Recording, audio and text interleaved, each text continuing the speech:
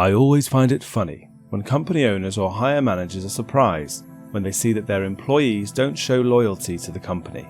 And it's a trend that's attributed to so-called millennials, quiet quitters, snowflakes and job hoppers. But do they ever look in the mirror and ask what they are doing wrong?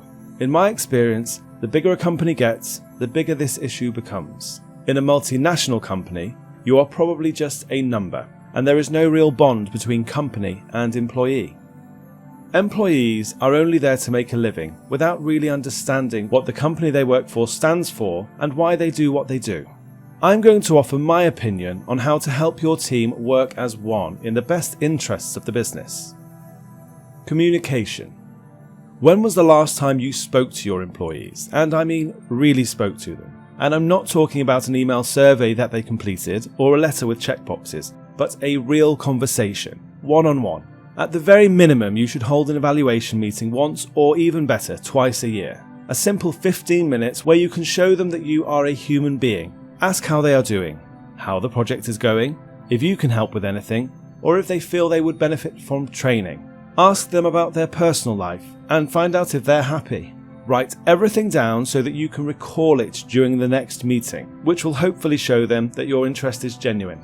These are real people working for you. They're not robots. It's important that you set aside the time in your diary to meet with each and every person that you manage. And that way you won't be able to use the excuse of, I don't have time, because you need to find the time. These people are your employees, and they are the lifeblood of the company and the company's future success. Listening to your staff and really listening to them will serve your business well. You can hire the top university graduates, MBAs, C-level executives with multinational experience, but nothing beats a leader who takes the time to listen to people without interrupting.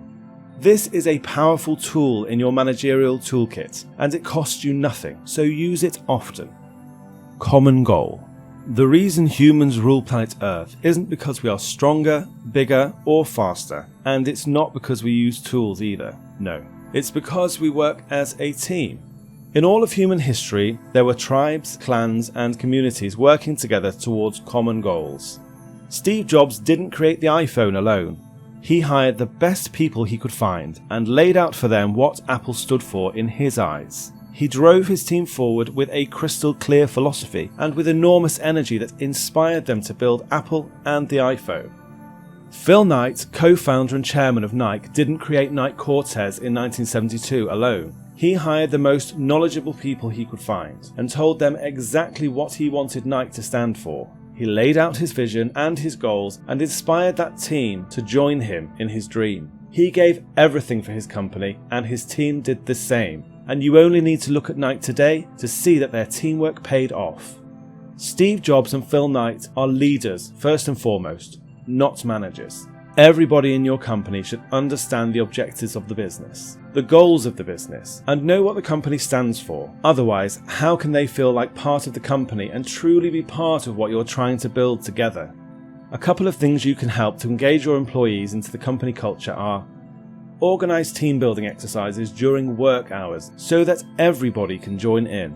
Provide complimentary fruit, snacks, water, tea and coffee in the workplace. Provide a confidential platform, suggestion box or online form so that staff can report problems or where they think things can be improved. One team. Regardless if it's an administrative assistant or a director, everybody should have the feeling that they are part of the company, a part of the common goal, and feel as though they are an integral part of the business and not just a number. I'm a big advocate for distributing bonuses equally between all employees. Sure, you can say that certain roles should get higher bonuses because they were more involved in closing a big client or a big deal, but this can be handled by paying different salaries for different roles. Reserved parking spaces for senior staff members that are closer to the entrance to the building creates division. An us and them culture is not what you're trying to build. Don't do that. Remove the nameplates and start a first come first served system. Surely you should only have reserved parking spaces for customers, the differently abled, and for pregnant women or families. Make an effort to eat with your employees in the canteen and not behind your desk. If it's feasible, try to encourage everybody in the company to do the same thing so that everybody can eat together. That's only if there's enough space, of course. In one company I consulted for recently, I saw higher management eating at different times in the day to the rest of the employees, and there was plenty of space for everybody. The only conclusion I could draw from this action was that they held themselves in higher esteem than their employees, and the result of such an action could only breed negativity in the workplace. Try not to do this. If you eat together and get to know each other, you will work better as a team. Communication barriers will be broken, and the team and the business will work better towards the common goals.